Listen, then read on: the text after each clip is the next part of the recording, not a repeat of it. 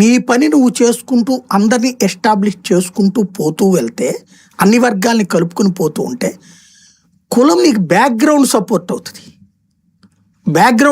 అవుతుంది. అంతే తప్పించి ఉట్టి కులాన్ని నమ్ముకుని ముందుకు వెళ్తే దేనికి పనికిరాం.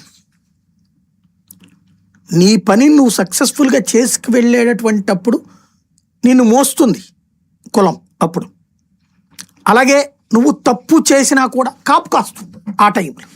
ఏది నువ్వు సక్సెస్ అయ్యాక. అలా కాకుండా ముందే నువ్వు తప్పు చేస్తే లేదా పట్టించుకోకపోతే ఏమవుతాయి?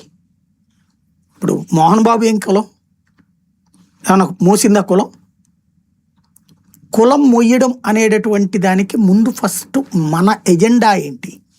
అమ్మాయి వాస్తవంగా అమ్మాయి మొట్టమొదటి ఇంటర్వ్యూ తీసిన వాడిని, టెలికాస్ట్ చేసిన వాడిని నేనే TV9లో ఉన్నప్పుడు 2004 టైంలో. అమ్మాయి ఓ రకంగా అప్పుడు ఒక రెబల్ ఫైటర్ అనమాట ఇంట్లో.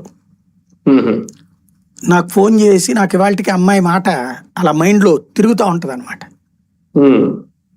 ఆ మాట తీరు కానీ అథెంటిసిటీ ఉంటుంది అమ్మాయి మాటలో.